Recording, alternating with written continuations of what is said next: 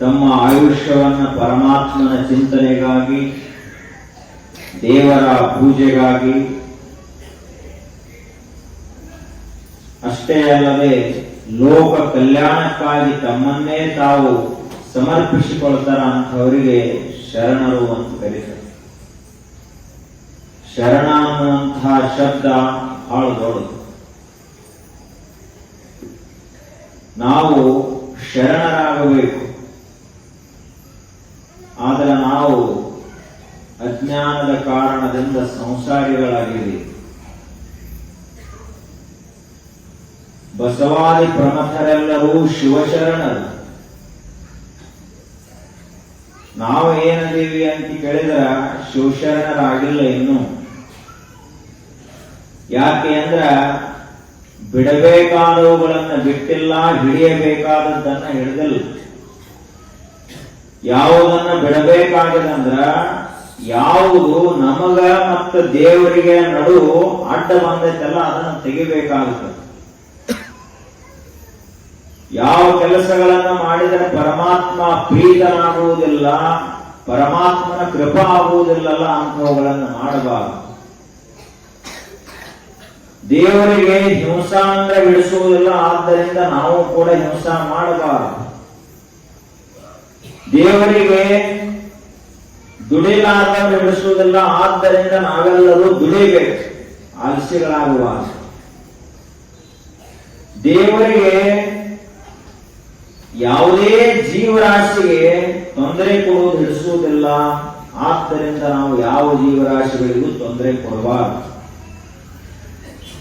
ಬಿಡಬೇಕಾದಂಥವುಗಳನ್ನ ಬಿಡಬೇಕು, ಮಾಡಬೇಕಾದದ್ದನ್ನ ಮಾಡಬೇಕು. ಅದು ಯಾವುದು ಅಂದ್ರೆ ಭಕ್ತಿಯನ್ನು ಮಾಡಬೇಕು. ಯಾವುದರ ಕುರಿತಾದ ಭಕ್ತಿ? ಸಾಮಾನ್ಯವಾಗಿ ವ್ಯಕ್ತಿಗಳ ಮೇಲಿತ್ತು ಅಂದ್ರೆ ಅದಕ್ಕೆ ಪ್ರೇಮ ಅಂತ ಕರೀತಾರೆ, ಪ್ರೀತಿ. ಅದೇ ಪ್ರೇಮ ಯಾವಾಗ ದೇವರ ಮೇಲೆ ಇಡ್ತೀವಿ, ಗುರುಗಳ ಮೇಲೆ ಇಡ್ತೀವಲ್ಲ, ಅವಾಗ ಅದಕ್ಕೆ ಏನಂತ ಕರೀತಾರ? ಭಕ್ತಿ ಅಂತ ಕರೀತಾರೆ. ಪ್ರಾಪಂಚಿಕ ವ್ಯಕ್ತಿಗಳ ಮೇಲೆ ಇಟ್ಟರೆ ಅದಕ್ಕ ಪ್ರೇಮ ಅಂತ ಕರೆದು, ಅದನ್ನೇ ಪರಮ ಪಾವನ ಮೂರ್ತಿಗಳಾದಂತಹ ಗುರುಗಳ ಮೇಲೆ, ಮಹಾತ್ಮರ ಮೇಲೆ, ಶರಣರ ಮೇಲೆ ಇಟ್ಟರೆ ಅದಕ್ಕೆ ಏನಂತಾರ? ಭಕ್ತಿ ಅಂತ ಕರೆದು. ನಾವು ಭಕ್ತರಾಗಬೇಕು. ಅಂತಹ ಭಕ್ತಿ ನಮ್ಮಲ್ಲಿ ಬರಬೇಕು. ಯಾವ ಮನುಷ್ಯ ದೇಹ ಬಿಡುವುದರೊಳಗಾಗಿಯೇ ಭಕ್ತನಾಗ್ತಾನಲ್ಲ ಅಂಥವನೇ ಶರಣನಾಗುವುದು, ಉಳಿದವರಲ್ಲ. ನಾವು ಭಕ್ತರಾಗಿ ಶರಣಸ್ಥಳ, ಐಕ್ಯ ಸ್ಥಳಗಳನ್ನು ಮುಟ್ಟಬೇಕು. ಅದಕ್ಕೆ ಬಸವಣ್ಣನವರು ತಮ್ಮ ಒಂದು ಅತ್ಯದ್ಭುತವಾದಂತಹ ವಚನದಲ್ಲಿ ಹೇಳ್ತಾರೆ. ಏನ್ ಹೇಳ್ತಾರಂದ್ರ, ಅದೊಂದು ಎಚ್ಚರಿಕೆಯ ಸಂದೇಶ.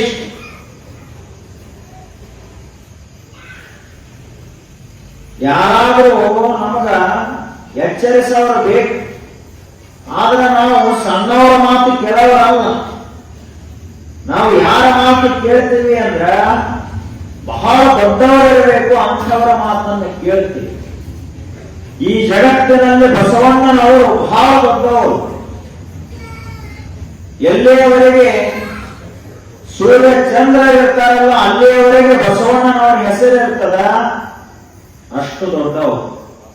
ಅವರು ನಮ್ಮೆಲ್ಲರಿಗೂ ಕೂಡ ಒಂದು ಎಚ್ಚರಿಕೆಯ ಮಾತನ್ನ ಹೇಳ್ತಾರ, ಅದನ್ನು ನಾವು ದಿನಾಲು ಪಾಲಿಸಬೇಕು.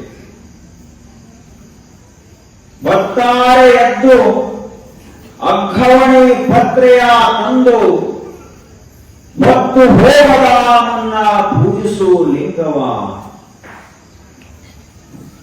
ಮತ್ತು ಹೋದ ಬಳಿಕ ನಿನ್ನನಾರುವಲ್ಲರು ಹೊತ್ತು ಹೋಗದ ಮುನ್ನ, ಮೃತ್ಯು ಒಯ್ಯದ ಮುನ್ನ ತೊತ್ತು ಕೆಲಸವ ಮಾಡು ಕೂಡಲ ಸಂಗಮ ದೇವನ ಅಂತ ಹೇಳಿದ್ರು.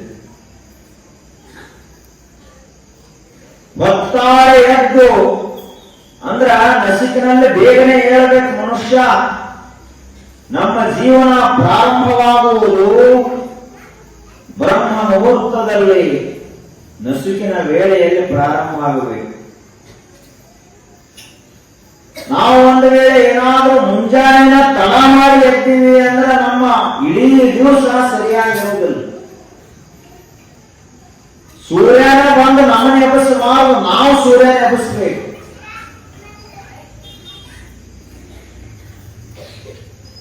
ಸೂರ್ಯ ಬಂದು ನಮ್ಮನ್ನು ಎಬ್ಬಿಸುವುದು ಅಂದ್ರ 8-7 ಮಂದಿ ಸೂರ್ಯ ಬಂದು ಎಬ್ಬಿಸ್ತಾನ. ನಾವು ಸೂರ್ಯನ ಎಬ್ಬಿಸುವುದು ಅಂದ್ರೆ 4 ಅಥವಾ 5 ಗಂಟೆಗೆ ಯಾರು ಹೇಳ್ತಾರಲ್ಲ ಅವರು ಸೂರ್ಯನ ಎಬ್ಬಿಸ್ತಾರ, ಅಂಥವ್ರ ನಾವು ಆಗಬೇಕು. ಎದ್ದ ಕೂಡಲೇ ಸ್ನಾನಾದಿಗಳನ್ನೆಲ್ಲ ಮುಗಿಸಿ ಪೂಜೆಯನ್ನು ಮಾಡಬೇಕು, ಲಿಂಗ ಪೂಜೆಯನ್ನು ಮಾಡಬೇಕು, ವಿಭೂತಿಯನ್ನು ಹಂಚಿಕೊಳ್ಬೇಕು, ರುದ್ರಾಕ್ಷಿಯನ್ನು ಧರಿಸಬೇಕು, ಜಪ ಮಾಡಬೇಕು. ಒತ್ತಾರೆ ಎದ್ದು ಅರ್ಧವಣಿ ಪತ್ರೆಯ ತಂದು ಮಂದಿ ಹೊಲ್ದಾನ ಹೂವಾಡ್ಕೊಂಡು ಬಂದ್ರೆ ದೇವರ ಪೂಜಾಗ ಒಪ್ಪುದಿಲ್ಲ. ಮಂದಿ ಪತ್ರೆನೂ ತರೋದಲ್ಲ, ನಿಮ್ಮ ಮನೆ ಮುಂದನ ಹೂ ಇರ್ಬೇಕು, ನಿಮ್ಮ ಮನೆ ಮುಂದನ ಪತ್ರೆ ಇರ್ಬೇಕು. ಪತ್ರೆ ಬೇಕಾದ್ರೆ ಅಂದ್ರೆ ಮಠಕ್ಕೆ ಹೋಗಿ ಹರ್ಕೊಂಡು ಬಾ ಅಂತ ಹೇಳ್ತಾರೆ ಬಹಳ ಮಂದಿ. ಹಚ್ಚಂಗೆ ಇಲ್ಲ. ಅದಕ್ಕ ಅವೆಲ್ಲ ನಮ್ಮ ಸಮೀಪದಲ್ಲೇ ಇರಬೇಕು. ಅವುಗಳನ್ನ ತಂದು ಹೊತ್ತು ಹೋಗದ ಮುನ್ನ ಪೂಜಿಸು ಲಿಂಗವ. ಹೊತ್ತೇನ ಹಂಗ ನೀವು ನಮ್ಮವರ ಅಂತೇಳಿ ಹೊತ್ತು ಅನ್ನೋದಲ್ಲಿ ಎಂದಿಗೂ ಅದು ಸರಿದು ಹೋಗ್ತಾನೆ ಇರ್ತದ. ಅದು ಸರಿದು ಹೋಗುವುದರೊಳಗಾಗಿ ಉದಯಿಸಿದ ಸೂರ್ಯ ಮುಳುಗುವುದರೊಳಗಾಗಿ ನೀನು ಶಿವ ಪೂಜೆಯನ್ನ ಮಾಡು, ಶಿವನ ಸಾಕ್ಷಾತ್ಕಾರವನ್ನು ಮಾಡಿಕೋ ಅಂತ ಹೇಳ್ತಾರೆ. ಹೊತ್ತು ಹೋದ ಬಳಿಕ ನಿನ್ನನಾರು ಬಲ್ಲರು. ಹೊತ್ತನ ಹೋಯ್ತು ಅಂದ್ರೆ ಸೂರ್ಯನ ಮುಳುಗಿದ ಅಂದ್ರೆ ನೀ ಯಾರಿಗೆ ಗೊತ್ತಾಗುತ್ತೆ. ಅಷ್ಟೇ ಅಲ್ಲದೆ ಹೊತ್ತು ಅನ್ನೋದಕ್ಕೆ ಇನ್ನೊಂದು ಅರ್ಥವನ್ನು ಮಾಡಿದ್ರೆ ಅವರು, ಈಗ ಒಂದು ಸಣ್ಣ ಮಗು ಕೂಸ ಹುಟ್ಟಿತು ಅಂದ್ರ ಅದು ಸೂರ್ಯ ಉದಯ ಆದ. ಕ್ರಮೇಣ ಬೆಳೀತಾ ಹೊಂಟಿತು ಅಂದ್ರೆ ಸೂರ್ಯ ಮ್ಯಾಲೆ ಏರ್ಲಾಗ್ತಾನಂತ ಅರ್ಥ, ಹೊತ್ತ ಮ್ಯಾಲೆ ಏರ್ಲಾಗ್ತದಂತ ಅರ್ಥ. 40 ವಯಸ್ಸು 50 ವಯಸ್ಸಾಯ್ತಂದ್ರೆ ತಿಳ್ಕೋಬೇಕು ಸೂರ್ಯ ಈಗ ನೆತ್ತಿ ಮೇಲೆ ಬಂದಾನ ತಿಳ್ಕೋಬೇಕು. 60 70 ಆಯ್ತು ಅಂದ್ರೆ ಸಂಜೆ 3-4 ಆಗ್ಯದಂತ ತಿಳ್ಕೋಬೇಕು. 80 90 ಆಯ್ತು ಅಂದ್ರ ಇನ್ನೇನು ಮುಳುಗುವುದ್ರೊಳಗ ನಾನು ಸೂರ್ಯ ಅಂದ್ರ ಹೊತ್ತು ಹೋಗಲ್ಲ ಮುನ್ನ, ಹೊತ್ತ ಮುಳುಗಲಾಕ ಬಂದದ. ಹೊತ್ತು ಮುಳುಗುದು ಅಂದ್ರ ಇವೆಲ್ಲ ಕೂದಲೆಲ್ಲ ಬೆಳಗಾದು ಅಂದ್ರೆ ತಿಳ್ಕೋಬೇಕು ಮುಳುಗು ಹೊತ್ತು ಬಂದೈತೆ. ಸೂರ್ಯ ಮುಳುಗಲಾಕ ಬಂದಾನ, ಅವಳಿಗೆಲ್ಲ ಇದು ಚರ್ಮ ಹೊಳೆಯುವಂತಹ ಚರ್ಮ ಎಲ್ಲ ಮುದುಡೆ ಆಗ್ಲಿಕ್ಕೆ ಪ್ರಾರಂಭ ಆಯ್ತು ಅಂದ್ರೆ ತಿಳ್ಕೋಬೇಕು ಇನ್ನು ಸೂರ್ಯ ಮುಳುಗುವದಾನ. ನಾವು ಏನಾರೇ ಮಾಡಿ ಒಟ್ಟು ಮುಳುಗಬಾರದು ಸೂರ್ಯ ಅಂತ ನಾವು.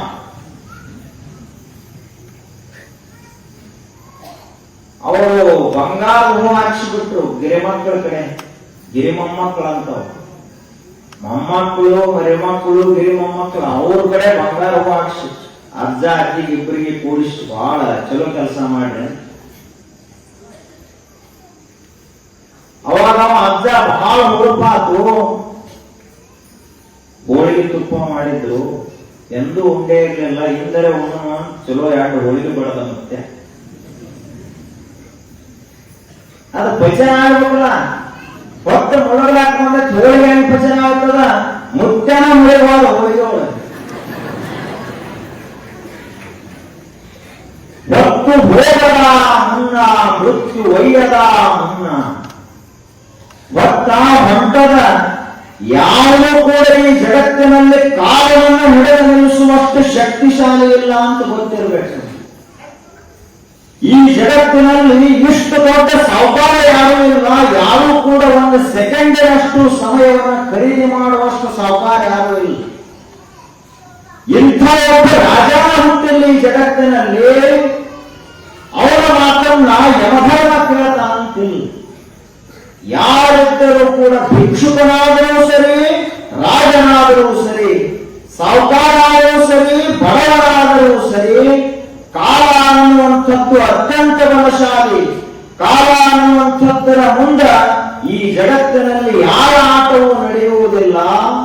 ಇದು ಶಾಶ್ವತ ಸತ್ಯ, ಎಲ್ಲರಿಗೂ ಗೊತ್ತಿರುವ ವಿಚಾರ. ಮತ್ತು ಹೋಗದ ಮುನ್ನ, ಮೃತ್ಯು ಒಯ್ಯದ ಮುನ್ನ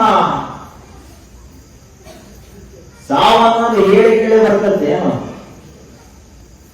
ಅದೇನ ಹೇಳಿಕೆ ಕೇಳಿ ಬರುವುದಾದ ಬೀಗರ ಇದ್ದಂಗ ಅಲ್ಲದ ಸಾವಂದ್ರ. ಅದೇನು ಅಂದ್ರ ಯಾರಿಗೂ ಹಿಂಗ ಅಂತ ಹೇಳಕ ಬರುವುದಿಲ್ಲ. ಯಾವಾಗ ಎಲ್ಲಿ ಹೆಂಗ ಬರ್ತದೆ ಅಂತ ಗೊತ್ತಿಲ್ಲ. ಅದು ಆದ್ರೆ ಬಂದೇ ಬರ್ತದಂತ ನಿಶ್ಚಿತ. ಇದ ರೂಪದೊಳಗೆ ಬರ್ತದ, ಇದ ಆಕಾರದೊಳಗೆ ಬರ್ತದೆ ಅಂತಿಲ್ಲ. ಅದಕ್ಕ ಆ ಸಾವು ಬರುವುದರೊಳಗಾಗಿ ನೀನು ಯಾವ ಕೆಲಸವನ್ನು ಮಾಡಬೇಕಾಗಿದೆಯೋ ಅದನ್ನು ಮಾಡಿ ಮುಗಿಸುವಂತ ಬಸವಣ್ಣ ನಾವು ಹೇಳ್ತಾರೆ. ಯಾವ ಕೆಲಸ ಮಾಡ್ಲಿಕ್ಕೆ ಬಂದಿದ್ದೇವೆ ನಾವು? ಅವ ಒಬ್ಬ ಅಜ್ಜ ಕೈ ಮೇಲೆ ಕೈ ಹಾಕ್ಸ್ಕೊಂಡು ತನ್ನ ಮಗನನ್ನ ಕರೆದ. ಕೈ ಮೇಲೆ ಕೈ ಹಾಕ್ಸ್ಕೊಂಡು ಏನಂದ್ರ, ತಮ್ಮ ಮನೆಯೆಲ್ಲ ಕಟ್ಟೇನೆ, ಆದ್ರೆ ಇನ್ನು ಮುಂದೆ ಒಂದು ಅಂಕನ ಕಟ್ಟುವುದು ಉಳಿತು, ನಂದ ತಾಕತ್ತು ಮುಗಿತು, ಇನ್ನು ನೀ ಮನೆ ಕಟ್ಟುವುದು ಹೋಗಪ್ಪ ಅಂತ ಕೈ ಮೇಲೆ ಕೈ ಹಾಕ್ಸ್ಕೊಂಡ. ಅದೊಂದು ಹೊಲದ ಕೇಸ ಕೋರ್ಟ್ನೊಳಗೆ ಫೈನಲ್ ಹಂತಕ್ಕೆ ಬಂದದ, ಕೊನೆ ಹಂತಕ್ಕೆ ಬಂದದ. ಅದಕ್ಕ ಮುಗಿಸಪ್ಪ ಅಂತ ಕೈ ಮೇಲೆ ಹಾಕೊಂಡು ದೇಹ ಬಿಟ್ಟು ಅವ ಮಗ ಕಟ್ಲಾಕ್ ಚಾಲೋ ಮಾಡಿದ. ಅದು ಯಾವುದೇ ಮನೆ ನೋಡ್ರಿ ಬೇಕಾದ್ರೆ ಗೊತ್ತಿರ್ತೈತೆ ಮಗ, ಕಟ್ಟಿ ಮುಗಿಸಂಗಿಲ್ಲ ಯಾರೋ ಮನೆ. ಮುಂದೆ ಎರಡು ಕಲ್ಲ ಹಸಿರ್ತಾರ, ಆ ಕಡೆ ಎರಡು ಈ ಕಡೆ ಎರಡು, ತೆಂಗಿನ ಕಲ್ಲ ಅಂದ್ರೆ ಹಂಗಾಗಿ ಮುಗಿದಲ್ಲ ಅಂತ ಸಂಸಾರ ನಿರಂತರ ಹೋಗುವುದು. ಅವ್ ಮಗ ಕಟ್ಲಾಕ್ ಚಾಲೂ ಮಾಡಿದ, ಮುಂದೆ ಕಟ್ಲಾಕ್ ಚಾಲೂ ಮಾಡಿದ, ಮುದ್ದೆ ಕಟ್ಟಿದ ಮನೆ ಬಿಟ್ಟು ಹಿಂದಿನ ಆ ಕೇಸ್ ಮುಗಿಸುವುದರೊಳಗಾಗಿ ಮತ್ತೆ ಮನ್ಯಾಗ ಹೊಸ ಕೇಸುಗಳು ಹುಟ್ಟಿದ್ರು. ಮನ್ಯಾಗ ಹುಟ್ಟಿದ್ರು ನಮ್ಮ ಮಕ್ಕಳು, ಅವರಿಬ್ರು ಜಗಳ ಆಡಕ್ ಚಾಲೂ ಮಾಡಿದ್ರು. ಮತ್ತೆ ಅವ್ರ ಸಲುವಾಗಿ ಕೋರ್ಟಿಗೆ ಅಡ್ತಾಕ್ಲಿಕ್ಕೆ ಚಾಲೂ ಮಾಡಿದ್ರು. ಇದು ಎಂದಿಗೂ ಮುಗಿಯುವುದಲ್ಲ. ಅದಕ್ಕೆ ಇನ್ನೊಂದು ಬಹಳ ಸುಂದರ ದೃಷ್ಟಾಂತ ಕೊಡ್ತಾರೆ. ಕೌದಿ ಅಂತ ಹೊಲಿಯಂಗಿಲ್ಲ, ಕೌದಿ ಹೊಲಿತೆ ಎಲ್ಲ ಹಳೆಯ ಅರಿವುಗಳನ್ನೆಲ್ಲ ದೋತ್ರ, ಲುಂಗಿ, ಅಂಗಿ ಅವು ಏನೇನ್ ಇರ್ತಾವ ಎಲ್ಲ ಮನ್ಯಾಗ ಸಣ್ಣ ಹುಡುಗರು ಹಿಡ್ಕೊಂಡು ಅಜ್ಜ ಅಜ್ಜಿ ತಕ ಎಲ್ಲ ಅರಿವಿ ಪುರುಷ ಅಂತ ಕೌದಿ ಹೊಲಿತಾರೆ. ಕೌದಿಯನ್ನ ಯಾವ ಹೊಲದ ಮುಗಿಸ್ಲಿಕ್ಕೆ ಆಗುವುದಿಲ್ಲ, ಹಂಗ ಮುಂದೆ ಜೋಡಿಸ್ಕೊತ ಹೋಗುವುದು, ತ್ಯಾಪಿ ಹಚ್ಕೋತ ಹೋಗುವುದು. ಹಂಗ ಈ ಸಂಸಾರವನ್ನ ಮಾಡಿ ಮುಗಿಸ್ತಾನಂದ್ರೆ ಸಾಧ್ಯ ಇಲ್ಲ. ನಿನ್ನ ಆಯುಷ್ಯವನ್ನು ಬರೇ ಇದಕ್ಕಾಗೇ ಕಳಿಬೇಡ. ಮತ್ತು ಹೋಗದ ಮುನ್ನ, ಮೃತ್ಯು ಒಯ್ಯದ ಮುನ್ನ ಪೂಜಿಸು ನಮ್ಮ ಕೂಡಲ ಸಂಗಮ ದೇವನ. ಏನ್ ಮಾಡ್ಬೇಕು ನಾವು? ಇನ್ನ ದೀಕ್ಷಾ ತೆಗೆದುಕೊಂಡಿರ್ಲಿಲ್ಲ ಅಂದ್ರೆ ಇಷ್ಟಲಿಂಗ ದೀಕ್ಷೆಯನ್ನು ತೆಗೆದುಕೊಳ್ಬೇಕು. ಇನ್ನ ವಿಭೂತಿ ಹಚ್ಚುವುದು ಗೊತ್ತಿರ್ಲಿಲ್ಲ ಅಂದ್ರೆ ವಿಭೂತಿ ಹಚ್ಕೋಬೇಕು. ಇನ್ನ ನಾವು ಕೊರಳಲ್ಲಿ ರುದ್ರಾಕ್ಷಿ ಹಾಕಿಲ್ಲ ಅಂದ್ರೆ ಹಾಕಬೇಕು. ದಿನಾಲು ಜಪ ಮಾಡುವುದನ್ನು ಕಲಿಯಬೇಕು. ಯಾಕೆ ಅಂದ್ರೆ ಯಾವಾಗ ಸಾವು ಬರ್ತದಂತ ಗೊತ್ತಿಲ್ಲ, ನಿನ್ನ ಕೆಲಸವನ್ನ ನೀನು ಮಾಡಿ ಮುಗಿಸಿಬಿಡು ಅಂತ ಬಸವಣ್ಣ ಅವರು ಹೇಳ್ತಾರೆ. ಇದು ಭಕ್ತಿ. ಆಗ ಇಂತಹ ಮಹಾಭಕ್ತಿ ಸಾಮ್ರಾಜ್ಯದಲ್ಲಿ ತನ್ನನ್ನೇ ತಾನು ತೊಡಗಿಸಿಕೊಂಡಂತಹ ಮಹಾನುಭಾವ, ತಮಿಳುನಾಡಿನಲ್ಲಿ ಆಗಿ ಹೋದಂತಹ ಒಬ್ಬ ಶಿವಶರಣ, ಕರಿಕಾಲ ಚೋಳ ಅಂತ ಒಬ್ಬ ಬಹಳ ದೊಡ್ಡ ಮಹಾರಾಜ ಇದ್ದ ತಮಿಳುನಾಡಿನಲ್ಲಿ. ಬಹಳ ದೊಡ್ಡ ದೊಡ್ಡ ಗುಡಿಗಳನ್ನು ಕಟ್ಸ್ಯಾನಾತ ತಮಿಳುನಾಡಿನಲ್ಲಿ. ಅಂತಹ ಚೋಳ ಮಹಾರಾಜನ ಆಸ್ಥಾನದಲ್ಲಿ ಚೆನ್ನಯ್ಯ ಅಂತ ಒಬ್ಬ ಶಿವಶರಣ ಇದ್ದ. ಮಾದಾರ ಚೆನ್ನಯ್ಯ. ಅವನ ಕೆಲಸ ಏನಿತ್ತು ಅಂದ್ರ ದಿನಂಪ್ರತಿಯಾಗಿ ಕುದುರೆಗಳು, ರಾಜನ ಕುದುರೆಗಳಿದ್ದು ಆ ಕುದುರೆಗಳಿಗೆ ಮೇವು ತರು ಕೆಲಸ ಅವನು ಮಾಡುತ್ತಿದ್ದ, ಹುಲ್ಲು ತರು ಕೆಲಸ ಮಾಡುತ್ತಿದ್ದ. ದಿನಂಪ್ರತಿಯಾಗಿ ಎಲ್ಲ ಹೊಳೆ ದಾಂಡೆ ಹಳ್ಳದ ದಾಂಡೆ ಆ ರಾಜನದೇ ಹೊಲ ಇತ್ತು, ಅಲ್ಲಿಂದ ಹುಲ್ಲು ಹೊತ್ತುಕೊಂಡು ಬರೋದು, ಈ ಕುದುರೆಗಳಿಗೆ ಮೇಯಿಸೋದು, ಇಷ್ಟ ಅವನ ಕೆಲಸ. ಅದೊಂದು ಕಾಯಕದೊಂದಿಗೆ ಆ ಚೆನ್ನಯ್ಯ ಏನ್ ಮಾಡ್ತಾ ಇದ್ದ ಅಂದ್ರೆ ದಿನಂಪ್ರತಿಯಾಗಿ ಅಪಾರ ಶಿವಭಕ್ತಿಯನ್ನು ಮಾಡ್ತಾ ಇದ್ದ. ಶಿವ ಅಂದ್ರೆ ಸಾಮಾನ್ಯನಲ್ಲ, ಇಡೀ ಜಗತ್ತಿನಲ್ಲಿಯೇ ಉಮೇಶನಿಂದ ಅಧಿಕ ಯಾರೂ ಇಲ್ಲ ಅಂತ ಹೇಳ್ತಾರೆ. ದೇವರಿಗಿಂತ ದೊಡ್ಡವರು ಯಾರು ಅಲ್ಲ. ಆ ದೇವರ ಭಕ್ತಿಯನ್ನ ಈ ಚೆನ್ನಯ್ಯನವರು ಮಾಡ್ತಾ ಇದ್ರು. ಭಕ್ತಿ ಅಂದ್ರ ಹಿಂಗ ಅಂತ ಹೇಳಕ್ ಬರೋದಲ್ಲ. ಮತ್ತ ಬಹಳ ಜನ ಏನ್ ತಿಳ್ಕೊಂಡಿರ್ತಾರ, ಮಂದಿ ಕಾಣಸಂಗ ಮಾಡಿದ್ರ ಅಷ್ಟ ಭಕ್ತಿ ಅಂತಾರ ಅಂತ ತಿಳ್ಕೊಂಡಿರ್ತಾರ. ಯಾವಾಗಲೂ ಮಂದಿ ಕೆಲಸಂಗ ಜಪ ಮಾಡೋದು, ಮಂದಿ ಕೆಲಸಂಗ ಪೂಜಾ ಮಾಡೋದು, ಬರೇ ಮಂದಿ ಸಲುವಾಗಿ ಪೂಜಾ, ತಮ್ಮ ಸಲುವಾಗಿ ಅಲ್ಲ. ಹಂಗ ಬರೇ ಆಡಂಬರದ ಪೂಜೆಯನ್ನ ಮಾಡ್ತಾ ಇರಲಿಲ್ಲ ಚೆನ್ನಯ್ಯನವರು, ಭಕ್ತಿಯಿಂದ ಪೂಜೆಯನ್ನು ಮಾಡ್ತಾ ಇದ್ರು. ಯಾರಿಗೂ ಗೊತ್ತಿರಲಿಲ್ಲ ಇಂಥ ಒಬ್ಬ ಶೋಷಕನಾದಂತ, ಯಾರಿಗೂ ಗೊತ್ತೇ ಇರಲಿಲ್ಲ. ಅವನಿಗೆ ಮತ್ತು ಶಿವನಿಗಟ್ಟು ಬಿಟ್ಟರೆ ಇನ್ಯಾರಿಗೂ ಕೂಡ ಗೊತ್ತಿರಲಿಲ್ಲ. ಹಂಗಿರ್ಬೇಕು ನಾವು ಕೂಡ.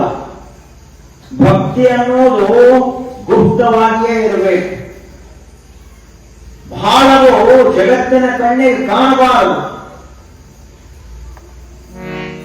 ಅದನ್ನ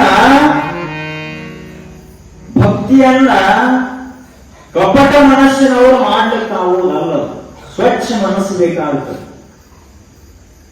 ಯಾಕೆ ಅಂದ್ರ ದೇವರು ಮೆಚ್ಚುವುದು ಯಾವುದಕ್ಕೆ ಮೆಚ್ಚತಾನ ಅಂತ ಕೇಳಿದ್ರ, ಯಾವ ಮನಸ್ಸು ಸ್ವಚ್ಛವಲ್ಲ ಆ ಮನಸ್ಸಿಗೆ ದೇವರು ಒಲಿತಾನ, ಅಂತಹ ಮನಸ್ಸಿಗೆ ಒಲಿತಾನ. ಮನಸ್ಸ ಹೊಲಸಿತ್ತು ಅಂದ್ರೆ ತಗೊಂಡೇನ್ ಮಾಡೋದಲ್ಲ.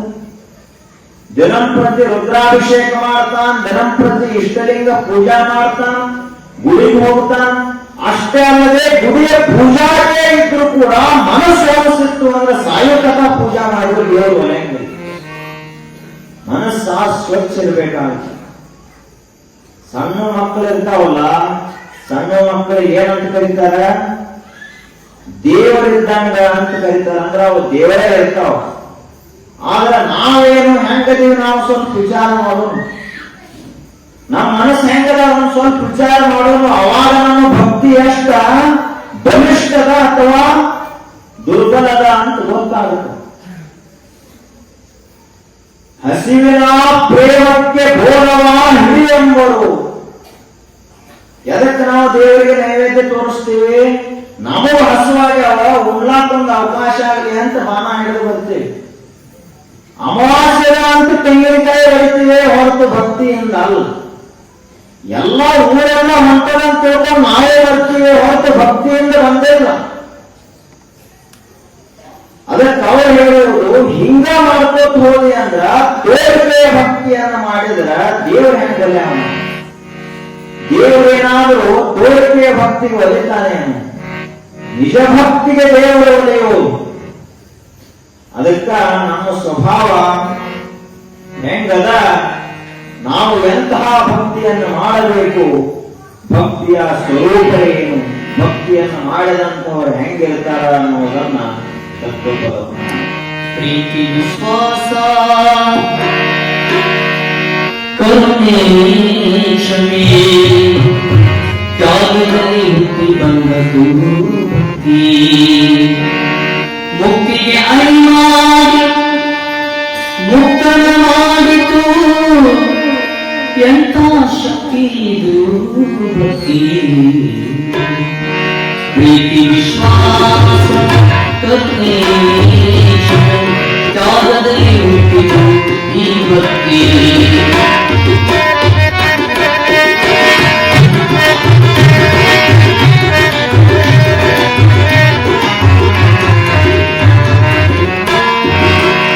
ಅಕ್ಕನಿಗೆ ಅರಿದು ಮುಕ್ತರನಾಗಿತು, ಅಕ್ಕನಿಗೆ ಅರಿದು ಮುಕ್ತರನಾಗಿತು, ಮೈಗಾರನೆಲ್ಲ ಭಕ್ತಿ.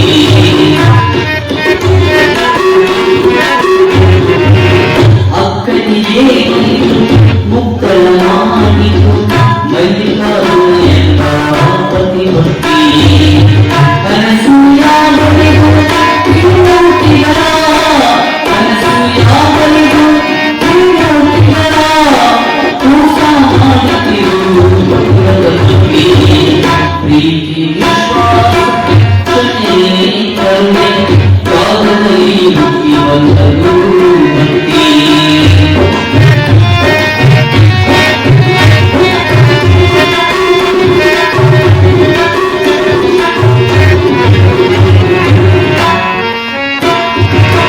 ಮಾತಾ ಪಿತರನ್ನು ಹೊತ್ತೊಯ್ಯುವಾಸೆಯ ಮಾತಾ ಪಿತರನ್ನು ಹೊತ್ತೊಯ್ಯುವಾಸೆಯ ಕರುಣಿಸಿದ ಶ್ರವಣದ ಭಕ್ತಿ ಮಾತಾ ಪಿತರನ್ನು ಹೊತ್ತೊಯ್ಯುವಾಸೆಯ ಕರುಣಿಸಿದ ಶ್ರವಣದ ಭಕ್ತಿ ಹೆಬ್ಬೆರಳ ಕಡಿದು ಗುರುದಕ್ಷಿಣೆ ನೀಡಿತು ಹೆಬ್ಬೆರಳ ಕಡಿದು ಗುರುದಕ್ಷಿಣೆ ನೀಡಿತು ಏಕಲವ್ಯನ ಗುರುಭಕ್ತಿ ಏಕಲವ್ಯನ ಗುರುಭಕ್ತಿ ಪ್ರೀತಿ ವಿಶ್ವಾಸ ಕರುಣೆ ಕ್ಷಮೆ ತ್ಯಾಗದಲ್ಲಿ ಮುಕ್ತಿ ಬಂದರು ಭಕ್ತಿ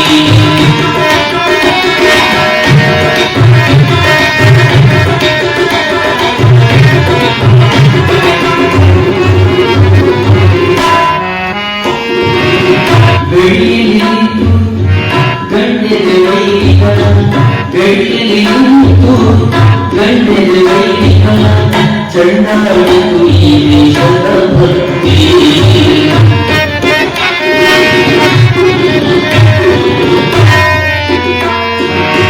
ಭಕ್ತಿಯ ನೆಚ್ಚಿದ ಭಕ್ತರ ಮುಕ್ತಿಯ ಭಕ್ತಿಯ ನೆಚ್ಚಿದ ಭಕ್ತರ ಮುಕ್ತಿಯ ಗಳಿಸುತ್ತೀ ಮಹಾಭಕ್ತಿ ಬೆಳೆಯಲ್ಲಿ ನಿಂತು ಗಂಡದ ವೈದಿಕರ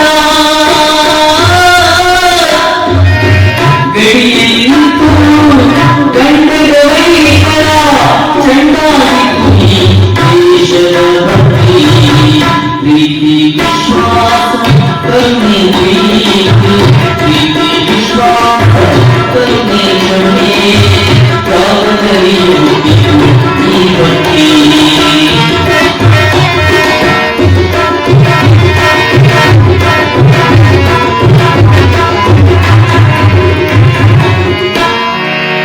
ಹೆಬ್ಬೆರಳ ಕಡಿದು ಗುರುದಕ್ಷಿಣೆ ನೀಡಿತು ಹೆಬ್ಬೆರಳ ಕಡಿದು ಗುರುದಕ್ಷಿಣೆ ನೀಡಿತು ಏಕಲವ್ಯನ ಗುರುಭಕ್ತಿ ಗೆಳೆಯನಿತು ಗಂಡದ ವೈರಿಗಳ ಗೆಳೆಯನಿತು ಗಂಡದ ವೈರಿಗಳ ಚಂಡಾಡಿತು ಈ ದೇಶದ ಭಕ್ತಿ ಪ್ರೀತಿ ವಿಶ್ವಾಸ ಕರುಣೆ ಕ್ಷಮೆ ತ್ಯಾಗದಲ್ಲಿ ಮುಕ್ತಿಯು ಈ ಭಕ್ತಿ ಪ್ರೀತಿ ವಿಶ್ವಾಸ ಕರುಣೆ ಕ್ಷಮೆ ತ್ಯಾಗದಲ್ಲಿ ಮುಕ್ತಿಯು ಈ ಭಕ್ತಿ ಮುಕ್ತಿಗೆ ಅನ್ನಾಡಿ ಮುಕ್ತನ ಮಾಡಿತು ಮುಕ್ತಿಗೆ ಅನ್ನಾಡಿ ಮುಕ್ತನ ಮಾಡಿತು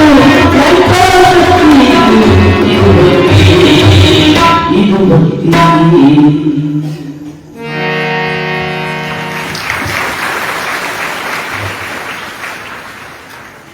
ಬಸವಣ್ಣನವರು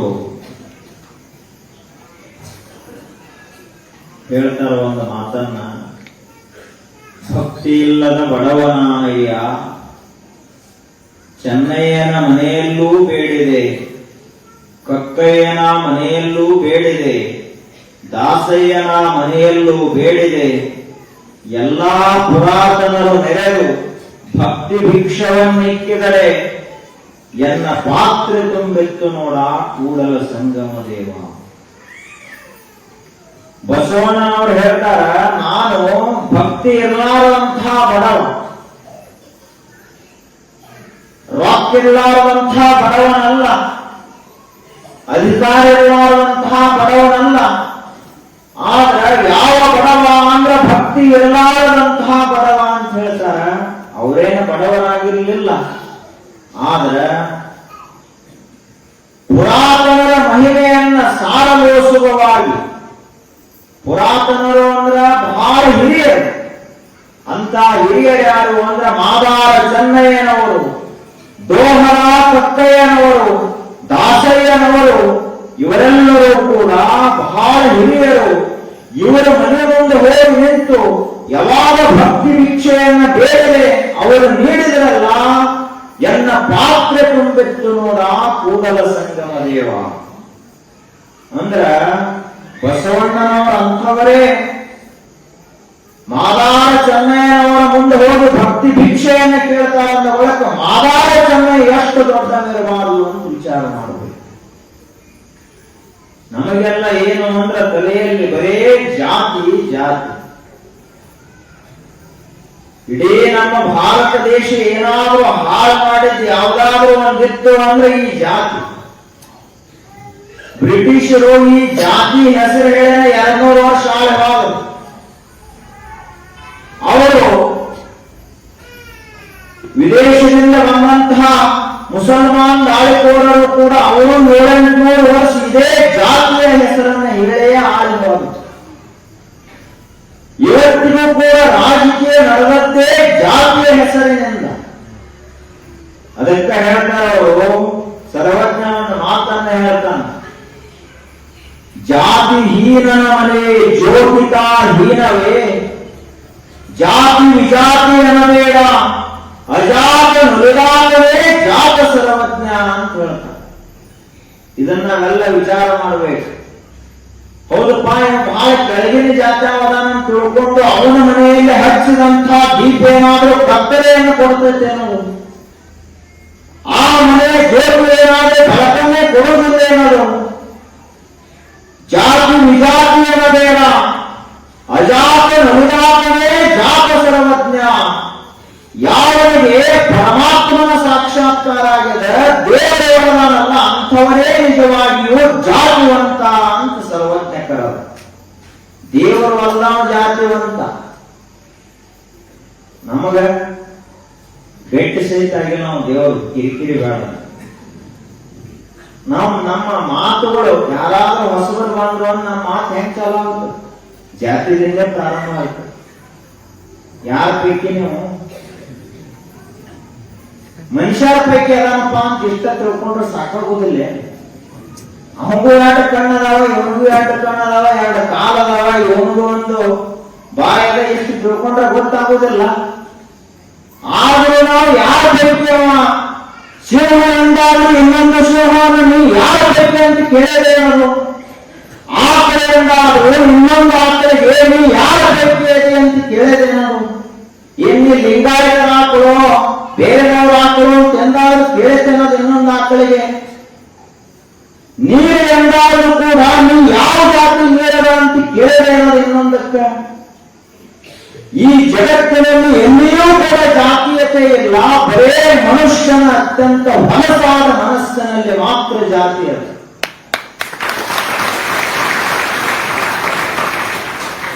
ಅಜಾತ ನಮಿದಾತವೇ ಜಾತ ಸರ್ವಜ್ಞ.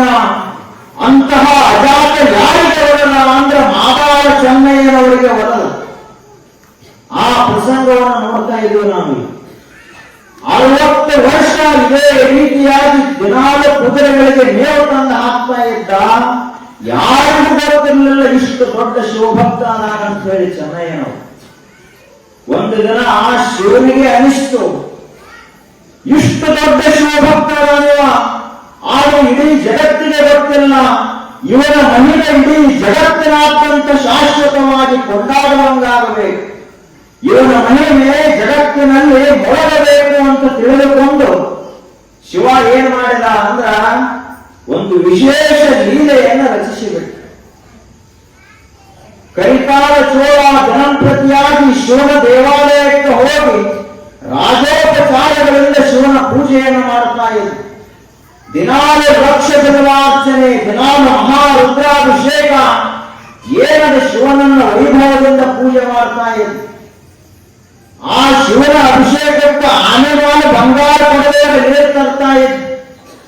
ಆನೆ, ಒಂಟೆ, ಕುದುರೆ ಅಷ್ಟೇ ಅಲ್ಲದೆ ಶಂಖ, ಭೇರಿ, ಮೃದಂಗ, ಡಮರು ಇವೆಲ್ಲವುಗಳಿಂದ ಕೂಡಿ ಅತ್ಯದ್ಭುತವಾದಂತಹ ಪೂಜೆಯನ್ನ ಕರಿಕಾಲ ಚೋಳ ಮಹಾರಾಜ ಮಾಡ್ತಾ ಇದ್ದ. ಕೊನೆಗೆ ದಿನಂಪ್ರತಿಯಾಗಿ ನೈವೇದ್ಯ ಹಿಡಿತಿದ್ದ. ಅಷ್ಟು ಭಕ್ತಿ ಇತ್ತು ರಾಜನಿಗೆ. ಇವ ಏನ್ ನೈವೇದ್ಯ ತೋರಿಸ್ತಿದ್ದಲ್ಲ, ಒಂದು ಪರ್ದ ಹಾಕಿದ ಬಳಿಕ ಶಿವ ಆ ನೈವೇದ್ಯವನ್ನು ಪ್ರಸಾದ ಮಾಡ್ತಾ ಇದ್ದ. ಒಂದು ದಿವಸ ಏನಾಯ್ತು ಅಂದ್ರ, ಈಗ ಮುಂಜಾನೆ ಪೂಜಾ ಮುಗಿಸಿ ನೈವೇದ್ಯವನ್ನು ಹಿಡಿದ, ಪರ್ದಾ ಸರಿಸಿ ಗುಡಿಯ ಹೊರಗೆ ಹೋಗಿ ನಿಂತ. ನೈವೇದ್ಯ ಆಗಿರಬೇಕು ಅಂತ ಒಳಗೆ ಬಂದ ನೋಡ್ತಾನ, ನೈವೇದ್ಯ ಆಗಿರಲಿಲ್ಲ. ಆಯ್ತು ಸಂಜೆಯವರೆಗೆ ನೋಡೋಣ ಅಂತ ಸಂಜೆಯವರೆಗೆ ಶಿವ ಬರ್ತಾನಂತ ತಾರೀಕಾದ, ಶಿವ ಬರಲಿಲ್ಲ. ಅವಾಗ ಚೋಳ ಮಹಾರಾಜ ಮಹಾಪ್ರತಾಪಿ, ಅವನಿಗೆ ಶಿವನ ಮೇಲೆ ಸಿಟ್ಟು ಬಂತು. ಯಾಕೆ ಹಿಂಗ ಮಾಡ್ಯಾನ ಶಿವ ಅಂತ ತಿಳಿದುಕೊಂಡು ಕತ್ತಿಯನ್ನು ತೆಗೆದುಕೊಂಡು ತನ್ನ ರುಂಡವನ್ನು ತಾನೇ ಹಾರಿಸಿಕೊಳ್ಳಲು ಪ್ರಯತ್ನ ಮಾಡಿದ. ಅವಾಗ ಶಿವ ಬಂದ ಕೈ ಹಿಡಿದು ಹೇಳಿದ, ನೋಡಪ್ಪ ರಾಜನೇ, ನಿನ್ನ ಮೇಲೆ ನಾ ಏನು ಸಿಟ್ಟಾಗಿಲ್ಲ, ನನ್ನ ಹೊಟ್ಟೆ ತುಂಬ ಇವತ್ತು ನಾ ಹೆಂಗ ಉಳ್ಳಾಕತ್ತೆ ಅಂದವ ಶಿವ. ಅವಾಗ ನಿನಗೆ ಹಿಂಗ ಹೊಟ್ಟೆ ತುಂಬ ಒಂದು ಉಳಿಸಿದವರು ಯಾರು, ಅವ್ರ ಹೆಸರು ಹೇಳಂತಂದೇವ ಚೋಳ ಮಹಾರಾಜ. ನಾ ಏನೇ ಇಲ್ಲ, ಅಂಬಲಿಯನ್ನು ಕುಡಿದ ಬಂದೇನೆ ಅಂತ ಶಿವ ಹೇಳಿದ. ಅಂಬಲಿ ಕುಡಿದ್ರೆ ಹೆಂಗ ನಿನಗೆ ಹೊಟ್ಟೆ ತುಂಬಿತು ಅಂತಂದವ. ಯಾರ ಅಂಬಲಿ ಅದು? ನಿನಗೆ ಅಂಬಲಿಯನ್ನು ಕುಡಿಸಿದಂತವರು ಯಾರು? ಅದು ಮಾದಾರ ಚೆನ್ನಯ್ಯನ ಮನೆಯಲ್ಲಿ ತಯಾರಾದಂತ ಭಕ್ತಿಯ ಅಂಬಲಿ ಅಂತ ಹೇಳಿದ ಶಿವ.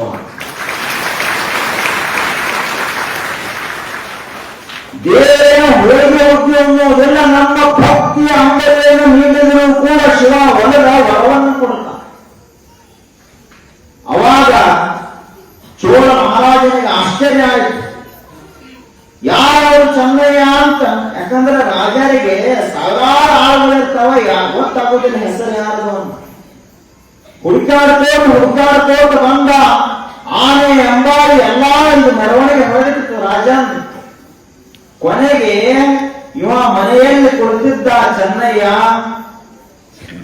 ನೋಡ್ತಾನ ಬಂದು, ಚೆನ್ನಯ್ಯ ಹಿಂಗಾಕ ರಾಜ ಎಂದೂ ಬರುವಾಗ ನನ್ನ ಮನೆಗೆ ಹೆಂಗ ಬಂದ, ಕುದುರೆಗೆ ಹುಲ್ಲು ತಂದು ಹಾಕೋನು ಮನೆಗೆ ಹೆಂಗ ಬಂದ ರಾಜ ಅಂತ ಆಶ್ಚರ್ಯ ಆಯ್ತು. ಅವಾಗ ನೋಡ್ರಿ, ರಾಜನ್ನು ನಾವು ಮೆಚ್ಚುಕೋಬೇಕು. ರಾಜ ಬಂದವನೇ ತನ್ನ ತಲೆಯ ಮೇಲಿನ ಕಿರೀಟವನ್ನು ಚೆನ್ನಯ್ಯನ ಪಾದದ ಮೇಲಿಟ್ಟ, ಸಾಷ್ಟಾಂಗ ನಮಸ್ಕಾರ ಹಾಕಿದ. ಮಾದಾರ ಚೆನ್ನಯ್ಯ. ಯಾಕೆ ಅಂದ್ರೆ ಎಲ್ಲಿ ಭಕ್ತಿ ಇರ್ತದಲ್ಲ, ಅಲ್ಲಿ ಇಡೀ ಜಗತ್ತೇ ಸಾಷ್ಟಾಂಗ ನಮಸ್ಕಾರ ಮಾಡ್ತದ. ಅಷ್ಟು ಸ್ವಚ್ಛ ಮನಸ್ಸು ನಮ್ದಿರಬೇಕು. ಅವಾಗ ಯಾವ ಅಂಬಲಿಯನ್ನು ತಯಾರು ಮಾಡಿದೀಪ ಅಂತ ಕೇಳಿದ ಮಹಾರಾಜ. ಅದು ಬರೇ ಹಿಟ್ಟ, ಮಜ್ಜಿಗೆ, ನೀರ ಹಾಕಿ ಮಾಡಿದಂತಹ ಅಂಬಲಿ ಅಲ್ಲ. ಸದಾ ಕಾಲ ಓಂ ನಮಃ ಶಿವಾಯ, ಓಂ ನಮಃ ಶಿವಾಯ ಅಂತ ನಿರಂತರ ಜಪ ಮಾಡಿ, ಪರಮಾತ್ಮನ ಸಾಕ್ಷಿಯಾಗಿ ಕೆಲಸವನ್ನು ಮಾಡಿ, ಪ್ರತಿಯೊಂದು ಉಸಿರಿನಾಳು ಕೂಡ ಓಂ ನಮಃ ಶಿವಾಯ ಬರ್ತದ. ಹಿಂಗ ನಾನು ಅಂಬಲಿಯನ್ನು ಮಾಡಿದ್ದರಿಂದ ಅದನ್ನು ಸಾಕ್ಷಾತ್ ಶಿವನೇ ಕುಡಿದು ಬಿಟ್ಟ ಅಂತ ಚೆನ್ನಯ್ಯನವರು ಹೇಳಿದರು. ಅವಾಗ ಚೋಳ ಮಹಾರಾಜ ತಾನು ಕೆಳಗೆ ನಡ್ಕೋತ ಹೋದ. ಮಾದಾರ ಚೆನ್ನಯ್ಯನವರಿಗೆ ಎತ್ತರದ ಕೊಡೆಯನ್ನು ಹಿಡಿದ. ಆತನನ್ನು ಅಂಬಾರಿ ಮಾಡಿ ಕೂಡಿಸಿ ಇಡೀ ಚೋಳ ಸಾಮ್ರಾಜ್ಯದಲ್ಲೆಲ್ಲ ಮೆರವಣಿಗೆಯನ್ನು ಮಾಡಿದನಲ್ಲ, ಇದು ಭಕ್ತಿಯ ಮೆರವಣಿಗೆ, ಇದು ಶಿವನ ವೈಭವ ಅಂತ ಕರೀತಾರೆ.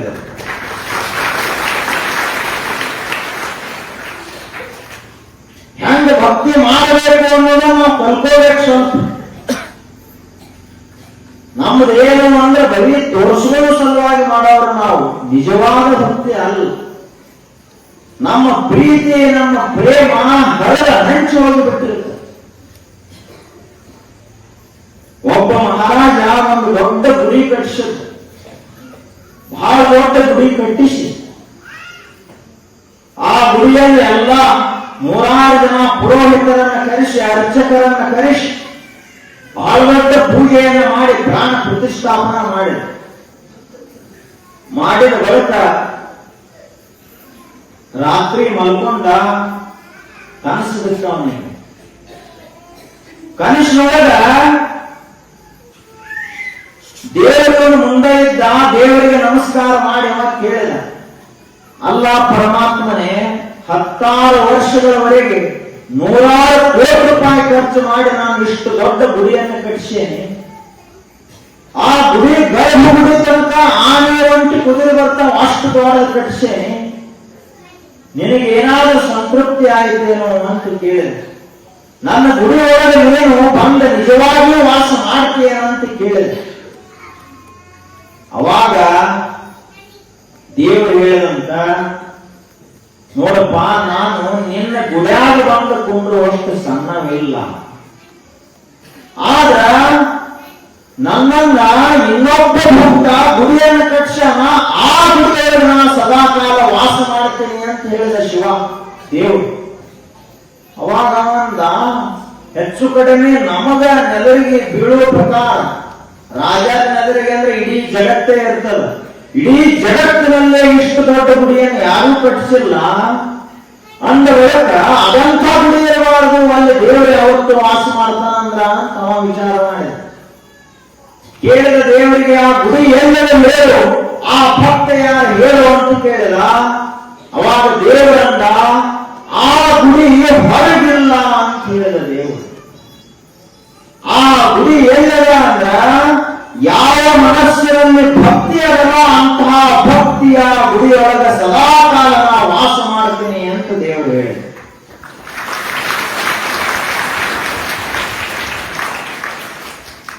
ಜಗನಗಲ ಮುಗಿಲಗಲ ಮಿಗೆಯಗಲ ನಿಮ್ಮಗಲ, ಪಾತಾಳದಿಂದ ತತ್ತ ನಿಮ್ಮ ಶ್ರೀಚರಣ, ಬ್ರಹ್ಮಾಂಡದಿಂದ ತತ್ತ ನಿಮ್ಮ ಶ್ರೀ ಮುಕುಟ, ಅಗಮ್ಯ ಅಗೋಚರ ಅಪ್ರತಿಮ ಲಿಂಗವೇ ಕೂಡಲ ಸಂಗಮ ದೇವ, ಎನ್ನ ಕರಸ್ಥಲಕ್ಕೆ ಒಂದು ಚುರುಕಾದಿರಯ್ಯ ಅಂತ ಹೇಳ್ತಾರೆ. ದೇವರಂದ್ರೆ ಎಷ್ಟು ದೊಡ್ಡವನಾನ, ಜಗದಗಲ ಇಡೀ ಜಗತ್ತನ್ನೇ ವಿಸ್ತರಿಸಿರುವಂತಹ ಶಕ್ತಿ ಅದು. ಮುಗಿಲಗಲ ಇಡೀ ಆಕಾಶವನ್ನೇ ಮೀರಿ ಬರುವಂತಹ ಶಕ್ತಿ ಅದು. ಮಿಗೆಯಗಲ ಇಡೀ ಜಗತ್ತ ಅನಂತವಾಗಿ ಏನು ವ್ಯಾಪಿಸದಲ್ಲ, ಈ ಎಲ್ಲಾ ಕಡೆಗಳಲ್ಲಿಯೂ ತುಂಬಿಕೊಂಡಿರುವಂತಹ ಶಕ್ತಿ ಯಾರು ಅಂದ್ರೆ ದೇವು. ಪಾತಾಳದಿಂದ ತತ್ತ ನಿಮ್ಮ ಶ್ರೀಚರಣ, ಇಲ್ಲಿಯವರೆಗೂ ಯಾರಿಗೂ ಕೂಡ ದೇವರ ಪಾದಗಳು ಸಿಕ್ಕಿಲ್ಲ, ಅಷ್ಟು ದೊಡ್ಡವನ ದೇವರ. ಬ್ರಹ್ಮಾಂಡದಿಂದ ತತ್ತ ನಿಮ್ಮ ಶ್ರೀ ಮುಕುಟ, ದೇವರ ತಲೆಯಲ್ಲದ ಅವನ ಮುಖುಟೆಯಲ್ಲದ ಅಂತ ಯಾರಿಗೂ ಗೊತ್ತಾಗಿಲ್ಲ, ಅಷ್ಟು ದೊಡ್ಡವನ ದೇವರು. ಆದರೂ ಕೂಡ ನನ್ನ ಭಕ್ತಿಗೆ ಮೆಚ್ಚಿ ಎನ್ನ ಕರಸ್ಥಲಕ್ಕೆ ಒಂದು ಚುರುಕಾದರಯ್ಯ. ಬಸವಣ್ಣವರು ಹೇಳ್ತಾರ, ಏ ಪರಮಾತ್ಮನೇ, ಶಿವನೇ, ನನ್ನ ಭಕ್ತಿಗೆ ಮೆಚ್ಚಿ ನೀ ಎಷ್ಟು ಸಣ್ಣವಾಗಿ ಅಂದ್ರ ಸದಾಕಾಲ ನನ್ನ ಎಡಗೈಯಲ್ಲಿ ಲಿಂಗ ರೂಪವಾಗಿ ಇಷ್ಟಲಿಂಗ ರೂಪವಾಗಿ ಪೂಜೆಗೊಳ್ಳುವಷ್ಟು ಸಣ್ಣವಾಗಿ, ನನ್ನ ಅನುಗ್ರಹಕ್ಕಾಗಿ ಇಷ್ಟ ನೀನು ಸಣ್ಣವನಾದಿ, ಆದ್ರೆ ನಿಜವಾದ ನಿನ್ನ ರೂಪ ಅಗಮ್ಯ ಅಗೋಚರ ಅಪ್ರತಿಮ ಲಿಂಗವೇ ಅಂತ ಹೇಳ್ತಾರೆ. ಹಂಗ ಅಂತಹ ದೇವರು ನಮ್ಮ ಭಕ್ತಿಗೆ ಒಲಿತ. ಅಷ್ಟೇ ಅಲ್ಲದೆ ನಮ್ಮದು ಏಕನಿಷ್ಠ ಒಂದಿಲ್ಲ. ಏಕನಿಷ್ಠ ಅಂದ್ರ ಲಿಂಗದ ಮ್ಯಾಲ ನಿಷ್ಠ ಇಟ್ಟಿವಿ, ದೇವರ ಮ್ಯಾಲ ಇಟ್ಟಿವಿ ಅಂದ್ರೆ ಮುಗಿತು, ಮತ್ತೆ ಆ ಕಡೆ ಬಾಳಬಾರದು. ನಮ್ಮದೇನಾಗ್ತದ, 5 ವಾರ 5 ಅಮಾವಾಸ್ಯೆ ಬೇರೆ ಕಡೆ ಹೋಗ್ತೀವಿ, ಇನ್ನೊಂದು 5 ಅಮಾವಾಸ್ಯೆ ಬೇರೆ ಕಡೆ ಹೋಗ್ತೀವಿ. ಹುಣ್ಣಿಮೆಗೆ ಬೇರೆ ದೇವರ, ಅಮಾವಾಸ್ಯೆಗೆ ಬೇರೆ ದೇವರ, ಸೋಮವಾರ ಬೇರೆ, ಮಂಗಳವಾರ ಬೇರೆ, ಹಿಂಗ ನಮ್ಮ ದೇವರೇ ಬೇರೆ ಬೇರೆ. ಮನೆ ದೇವರಂತ ಬೇರೆ ಅದಾವ, ಕುಲದೇವರಂತ ಬೇರೆ ಅದಾವ, ಹಿಂಗೆಲ್ಲ ಬೇರೆ ಬೇರೆ ಬೇರೆ ಕಡೆ ಹೋಗ್ಬಿಡ್ತೀವಿ ನಾವು. ಅದಕ್ಕ ಏಕನಿಷ್ಠ ಅಂತ ಕರೆಯಂಗಿಲ್ಲ.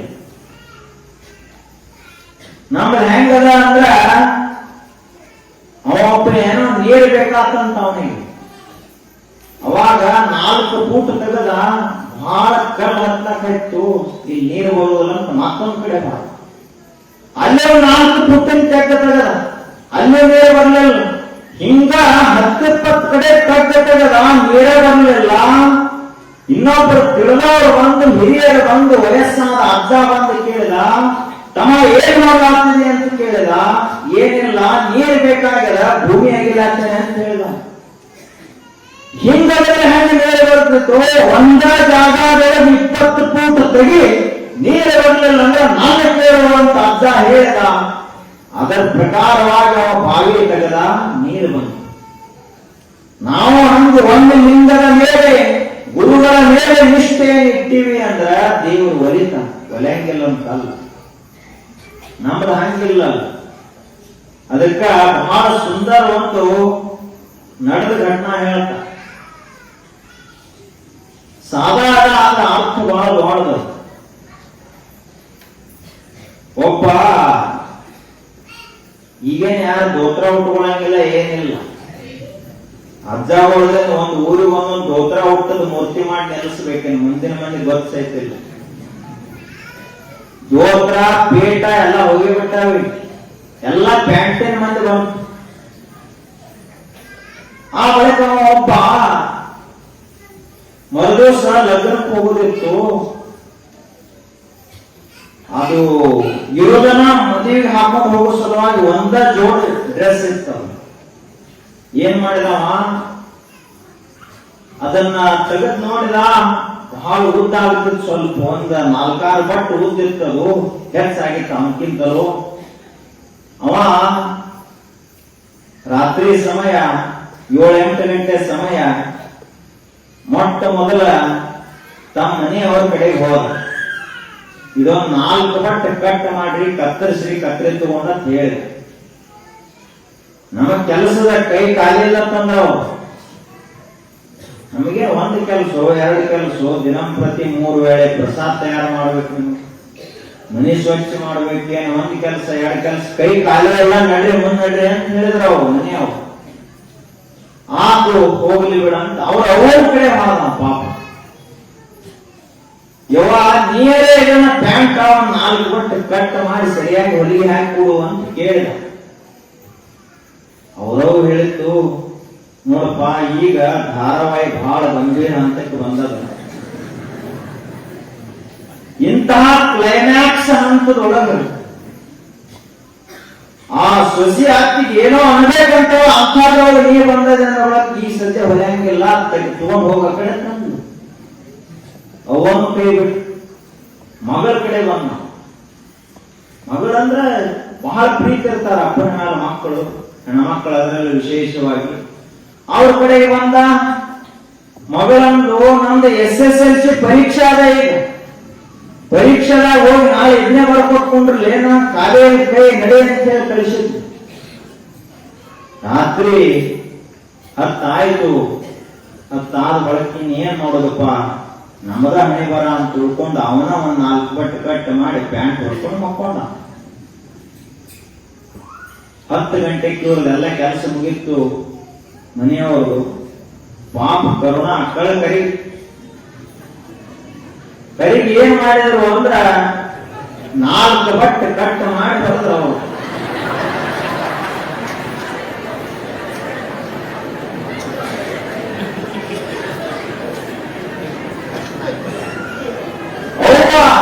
ನತ್ತ ಕಳ್ಳ ಮರೆಯೋದು ಹೆಂಗ? ಮಗ ಪಾಪ ಎಂದು ಕೇಳಾರ ಹೆಂಡು ಕೇಳ ಅಂತ ತಿಳ್ಕೊಂಡು ಧಾರಾವಾಹಿ 10 ಕೆಲ್ಲ ಮುಗಿದ ಬಳಿಕ ಕ್ರೈಮ್ ಸ್ಟೋರಿ ಇತ್ತು. ಅವಾಗ ಒಳಗೆ ಬಂದು ಅದನ್ನೂ 4 ಬಟ್ಟೆ ಕಟ್ ಮಾಡಬಹುದು. ಮಗಳಿದ್ನಲ್ಲ, ಮಗಳು ನಮ್ಮ ಅಪ್ಪ ಎಂದೂ ಕೆಲಸ ಹೇಳಂಗಿಲ್ಲ, ಇವತ್ತು ಹೇಳ ಅಂತ ಅಕ್ಕಿನೂ ಪರೀಕ್ಷೆ ಓದುದು ಮುಗಿದ ಬಳಿಕ ಅಕ್ಕಿನೂ 4 ಬಟ್ಟೆ ಕಟ್ ಮಾಡಿ ಅಕ್ಕಿನೂ ಬರುವುದು.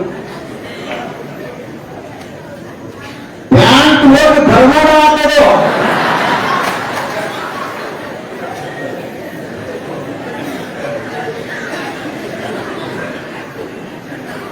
ಹಂಗ ನಮ್ದು ಏನಾಗಿದೆ ಅಂದ್ರೆ ಪ್ರೇಮ ಭಕ್ತಿ ಅನ್ನುವಂಥದ್ದು ಒಡೆದು ಕತ್ತರಿಸಿ ಹೋಗಿರುವುದರಿಂದ ನಮಗ ಪರಮಾತ್ಮನ ಮೇಲೆ ಏಕನಿಷ್ಠ ಬರುವುದು ಭಕ್ತಿ ಬರವಲ್ಲು ಅಂತ ಹೇಳ್ತಾರೆ.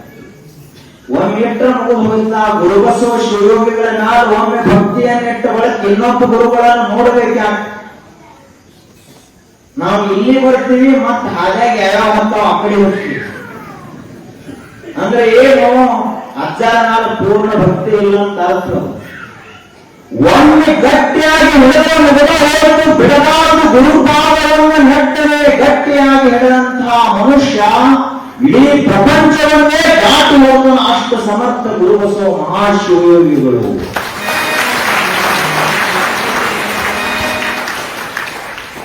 ಆ ಶಿವಯೋಗಿಗಳ ಶಕ್ತಿ ಎಷ್ಟಿತ್ತು. ಒಂದು ಸಾರಿ ಗುರುಬಸವ ಮಹಾಶಿವಯೋಗಿಗಳವರ ಇದೇ ಮಠಕ್ಕ ಒಬ್ಬ ಬಂದ. ಕಾಯಿಪುರೆ ದೇವಪ್ಪ ಅಂತ ಅವನ ಹೆಸರು. ಭಕ್ತಿಯಿಂದ ಬಂದ ಕೈ ಮುಗದ್ರಿಂದ ಅಪೋಲ ಮತ್ತ ಇದೇ ಮಠದಲ್ಲಿ ನಾನು ಒಂದು 100 ಜನರಿಗೆ ಪ್ರಸಾದ ಮಾಡಿಸ್ಬೇಕಂತ ಮಾಡೇನೆ ಅಂತ ಕೇಳ್ಕೊಂಡ. ಅವಾಗ ಶಿವಯೋಗಿಗಳು ಗುರುಬಸವ ಶಿವಯೋಗಿಗಳು ಹೇಳಿದರು, ಆಯ್ತಪ್ಪ ಮಾಡಿಸು. ಆ ದಿವಸ ಎಲ್ಲ ಹೋಳಿಗೆ ಎಲ್ಲಾ ರೀತಿಯಿಂದ ಪ್ರಸಾದ, ಅನೇಕ ರೀತಿಯಿಂದ ಪ್ರಸಾದ ತಯಾರು ಮಾಡಿಸಿದ. ಎಲ್ಲರಿಗೂ ಕೂಡ ಸಾಲಾಗಿ ಪಂಕ್ತಿಯಲ್ಲಿ ಕೂಡಿಸಿದ. ಗುರುಗಳಿಗೆ ಒಂದು ಗದ್ದಿಗೆಯನ್ನು ಹಾಕಿ ಅದರ ಮೇಲೆ ಗುರುಗಳಿಗೆ ಕೂಡಿಸಿದ. ಎಲ್ಲರಿಗೂ ಕೂಡ ಗುರುಗಳಿಗೆ ಎಡೆಯನ್ನು ಮಾಡಿ ಎಲ್ಲರಿಗೂ ನೀಡಿದ ನಂತರ ಇನ್ನೇನು ಲಿಂಗಾರ್ಪಿತವಾಗಬೇಕು. ಆ ಸಮಯಕ್ಕನ ಒಂದು 100 ಜನ ಮತ್ತೆ ಹೆಚ್ಚಿಗೆ ಬಂದ್ರು ಅವ್ರ ಭಕ್ತರು. ಯಾವುದೋ ಪರೂರಿನಿಂದ ಬಂದ್ರೆ ಗಾಡಿ ಹುಡುಕೊಂಡು ಬಂದ ಬಳಿಕ ಇವನಿಗೆ ಚಿಂತೆ ಚಾಲು ಆಯ್ತು. ನಾಳೆ 100 ಜನದ ಅಡಿಗೆ ಮಾಡಿಸೇನೆ, ಇನ್ನ 100 ಜನ ಬಂದ್ರಲ್ಲ ಏನ್ ಮಾಡೋದು. ಅವಾಗ ಗುರುಬಸವ ಮಹಾಶಿವಯೋಗಿಗಳವರು ಗದ್ದಿಗೆಯಿಂದ ಇಳಿದು ಅವರ ಎಲ್ಲಾ ಭಕ್ತರಿಗೆ ಒಳಗೆ ತಂದು ಕೂಡಿಸಿ ಅವರೇ ಸ್ವತಃ ಎಲ್ಲಾ ಭಕ್ತರಿಗೆ ಪ್ರಸಾದವನ್ನ ನೀಡಿದರು. ಅಷ್ಟೇ ಅಲ್ಲದೆ ಎಲ್ಲಾ ಭಕ್ತರಿಗೂ ಕೂಡ ನೀವು ಮೊದಲ ಪ್ರಸಾದ ತಗೊಳ್ಳಿ ಅಂತ ಪ್ರಸಾದ ತಗೊಳ್ಳಿಕ್ಕೆ ಹೇಳಿ ಎಲ್ಲರ ಮಹಾಪ್ರಸಾದ ಆದ ನಂತರ ಒಬ್ಬರಿಗೆ ಅನ್ನ ಪ್ರಸಾದ ಕಡಿಮೆ ಬೀಳಲಿಲ್ಲ, ಹೆಚ್ಚಳ ಆಯಿತು. ಯಾಕೆ ಅಂದ್ರೆ ಯಾವುದು ಗುರುವಿನ ಹಸ್ತದಿಂದ ಬರ್ತದಲ್ಲ ಅದು ಮಹಾಪ್ರಸಾದ ಎಂದು ಕಡಿಮೆ ಆಗುವುದಿಲ್ಲ. ಅದಕ್ಕ ಮಠದಲ್ಲಿ ಮಂದಿರದಲ್ಲಿ ಎಂದು ಪ್ರಸಾದ ಕಡಿಮೆ ಆಯಿತು ಅಂತ ಇರುವುದಿಲ್ಲ, ಬೆಳಕೋತ್ ಹೋಗುತ್ತದೆ, ಉಳ್ಕೋತ್ ಹೋಗುತ್ತದೆ. ಅಂತಹ ಶಕ್ತಿ ಕೊಟ್ಟ ಕೊನೆಗೆ ಎಲ್ಲರಿಗೂ ಪ್ರಸಾದ ಆದ ಬಳಿಕ ಗುರುಬಸವ ಮಹಾಶಿವಯೋಗಿಗಳವರು ತಾವು ಪ್ರಸಾದ ಮಾಡಿದರು. ಅಂದಿನಿಂದ ಅವರೊಂದು ವ್ರತವನ್ನು ಕೈಗೊಂಡ್ರು. ಯಾರೇ ಈ ಭಕ್ತರೆಲ್ಲರೂ ಪರೂರಿನಿಂದ ಬಂದಿರ್ತಾರಲ್ಲ ಅವ್ರಿಗೆಲ್ಲ ಪ್ರಸಾದ ಆದ ಬಳಿಕ ನಾನು ಪ್ರಸಾದ ಮಾಡೋದು ಅಂತ ತಿಳ್ಕೊಂಡು ಕೊಟ್ಟ ಕೊನೆಗೆ ಪ್ರಸಾದವನ್ನ ಮಾಡಲಿಕ್ಕೆ ಪ್ರಾರಂಭ ಮಾಡಿ. ಆದ್ದರಿಂದ ಇದು ಕಾಯಿಪುರೆ ದೇವಪ್ಪನವರ ಭಕ್ತಿಗೆ ಮೆಚ್ಚಿ ಗುರುಬಸವ ಶಿವಯೋಗಿಗಳವರು ಅವರ ಭಕ್ತಿಗೂ ಆಯ್ತು. ಮತ್ತು ಅವರು 100 ಜನ ಏನು ಬಂದಿದ್ರಲ್ಲ ಅವರಷ್ಟು ಪುಣ್ಯವಂತರು ಇರಬಾರದು. ಅವರು ನೀಡಿದ್ರ ಅದು ಒಂದು ರೀತಿಯ ಪ್ರಸಾದವೇ, ತಂದೆ ನೀಡಿದ ಒಂದು ರೀತಿಯ ಪ್ರಸಾದ. ಆದರೆ ಯಾವಾಗ ಗುರು ಭಗವಂತ ನಮಗೆ ಪ್ರಸಾದವನ್ನು ನೀಡುತ್ತಾರಲ್ಲ ಅದು ಅಕ್ಷಯವಾದ ಪುಣ್ಯವನ್ನು ಕೊಡ್ತದ, ಅಕ್ಷಯವಾದ ಶಿವಯೋಗವನ್ನು ಕೊಡ್ತದೆ. ಅಂತಹ ಗುರುಬಸವ ಶಿವಯೋಗಗಳ ತಪಶಕ್ತಿಯ ಮಹಿಮೆಯ ಕುರಿತಾದ ಒಂದು ತತ್ವಪದ.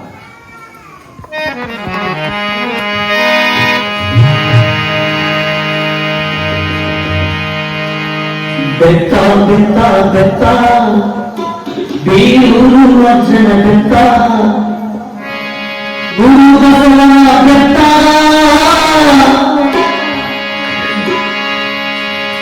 ಬೀರೂರು ಬೆತ್ತ,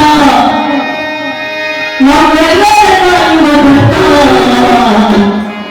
ಬೆತ್ತ ಬೆತ್ತ ಬೆತ್ತ ಬೀರೂರು ಅಜ್ಜನ ಬೆತ್ತ, ಬೆತ್ತ ಬೆತ್ತ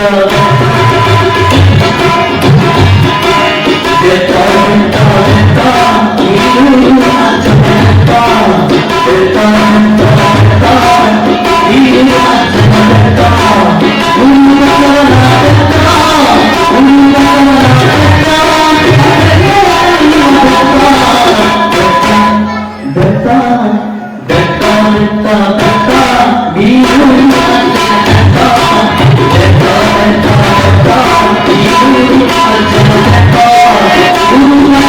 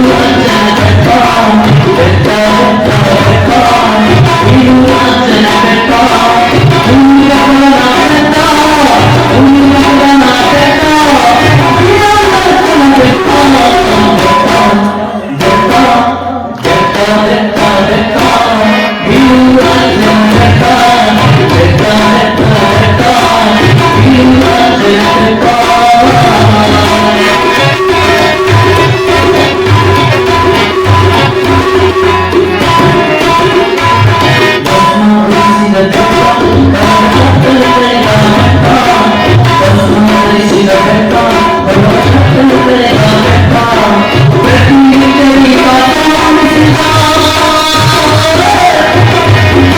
ಪ್ರತಿ ಕರಿ ಕಾಪಾಡಿಸಿದ ಬಿರುವಿನ ಬೆಟ್ಟ ಬೆಟ್ಟ ಬೆಟ್ಟ ಬೆಟ್ಟ ಬೆಟ್ಟ ಬೆಟ್ಟ ಬೆಟ್ಟ ಬೆಟ್ಟ ಬೆಟ್ಟ ಬಿರುವಿನ ಜನ ಬೆಟ್ಟ ಬೆಟ್ಟ ಬೆಟ್ಟ ಬೆಟ್ಟ ಬಿರುವಿನ ಜನ ಬೆಟ್ಟ ನಮ್ಮೆಲ್ಲರ ಕಾಯುವ ಬೆಟ್ಟ ನಮ್ಮೆಲ್ಲರ ಕಾಯುವ ಬೆಟ್ಟ ಬೆಟ್ಟ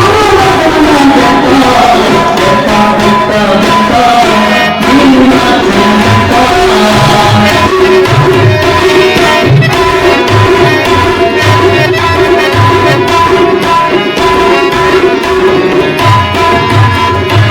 ಬಡವರ ಭಕ್ತಿಗೆ ಒಂದ ಬೆಟ್ಟ ಬೇಡಿದವರ ಕೊಡುವ ಬೆಟ್ಟ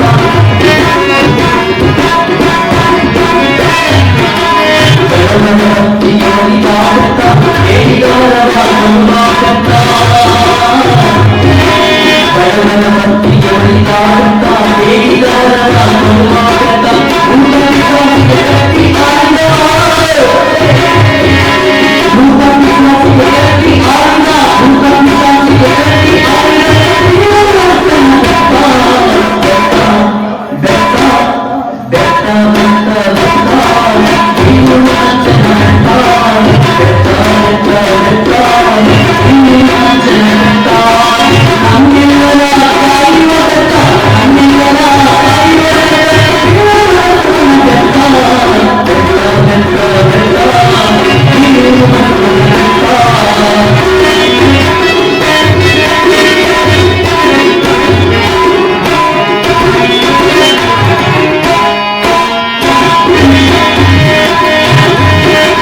ಕಾಲಪೂರ್ಣದ ದೃಷ್ಟಿಯಿರುವ ಗುರುಬಸವನ ಬೆಟ್ಟ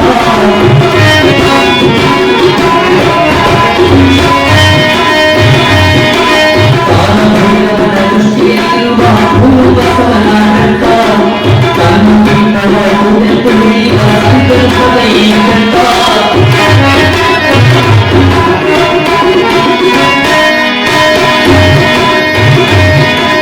ಕಾಲಭೈರವನ ದೃಷ್ಟಿಯಲ್ಲಿರುವ ಗುರುಬಸವನ ಬೆಟ್ಟ ತನ್ನ ಪೀಠದ ಕುರಿತು ಹಿಡಿದ ಸಂಕಲ್ಪದ ಈ ಬೆಟ್ಟ ಈಶ್ವರರಾದರಿಗೆ ನಡೆದ ಈಶ್ವರರಾದರಿಗೆ ನಡೆದ ಗುರುಭೂಮಿಯ ಬೆಟ್ಟ ಬೆಟ್ಟ ಬೆಟ್ಟ ಬೆಟ್ಟ ಬೆಟ್ಟ ಬೆಟ್ಟ ಬೆಟ್ಟ ಬೆಟ್ಟ ಬೆಟ್ಟ ಬಿರುವಿನ ಜನ ಬೆಟ್ಟ ಬೆಟ್ಟ ಬೆಟ್ಟ ಬೆಟ್ಟ ಬಿರುವಿನ ಜನ ಬೆಟ್ಟ ನಮ್ಮೆಲ್ಲರ ಬೆಟ್ಟ ನಮ್ಮೆಲ್ಲರ ಬೆಟ್ಟ ನಮ್ಮೆಲ್ಲರ ಬೆಟ್ಟ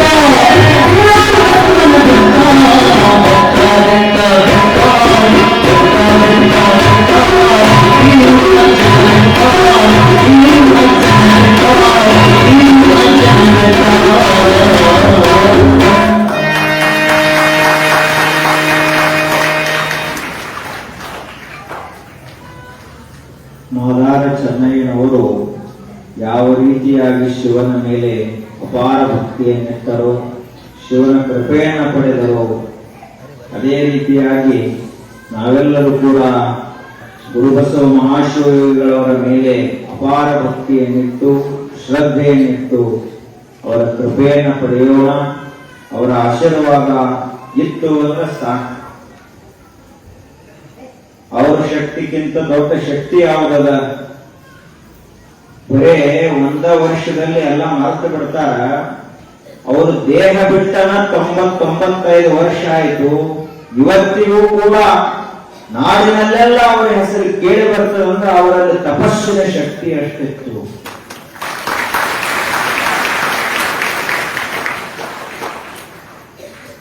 ನರನ ರೂಪದಲ್ಲಿ ಹರನ ಆಗಮನ. ಅವರು ಕಾಣಲಿಕ್ಕೆ ಮನುಷ್ಯನ ಶರೀರದ ಹಾಗೆಯಾಗಿಯೇ ಇದ್ರು. ಆದ್ರೆ ಗುರುಬಸವ ಮಹಾಶಿವಗಳ ರೂಪದಲ್ಲಿ ಸಾಕ್ಷಾತ್ ಶಿವನೇ ಬೀಳುವೂರಿನಲ್ಲಿ ಬಂದು ನೆಲೆಸ. ಶಿವ ಗುರುಬಸವ ಶಿವಯೋಗಿಗಳ ರೂಪದಲ್ಲಿ ಬಂದು ಈ ಗ್ರಾಮದಲ್ಲಿ ನೆಲೆಸಿದ. ಅಷ್ಟೇ ಅಲ್ಲದೆ ಅಪಾರ ಭಕ್ತರು ಅವರೆಲ್ಲರನ್ನ ಉದ್ಧರಿಸುವಂತಹ ಅನೇಕ ಪವಾಡಗಳನ್ನು ನೆರೆದರು. ಅದಕ್ಕ ನಾವೆಲ್ಲರೂ ಕೂಡ ಅಂತಹ ಗುರುವನ್ನ ಪಡೆದದ್ದೇ ನಮ್ಮೆಲ್ಲರ ಪುಣ್ಯ ಅಂತ ಭಾವಿಸ್ತಾ ಸದಾ ಕಾಲದಲ್ಲಿಯೂ ನಮ್ಮ ಮನಸ್ಸು ಆ ಶಿವಯೋಗಿಗಳನ್ನ ನೆನೆಸಲಿ. ಈ ಶಿರ ಸದಾ ಕಾಲ ಅವರ ಪಾದದಲ್ಲಿ ನಮಿಸ್ತಾ ಇರಲಿ. ನಾಳೆಗೆ ಯಾವಾಗಲೂ ಅವರನ್ನ ಜಪಿಸ್ತಾ ಇರಲಿ. ಅವರ ನಾಮ, ಅವರ ಗುಣ, ಅವರ ಕಥನಗಳನ್ನ ಕೀರ್ತಿಸ್ತಾ ಇರಲಿ ಅಂತ ಪ್ರಾರ್ಥಿಸಿ ಎರಡು ನುಡಿಗಳು ಗುರುಬಸವ ಮಹಾಶಿವಯೋಗಿಗಳವರ ದಿವ್ಯ ಚರಣಗಳಿಗೆ ಸಮರ್ಪಿತ.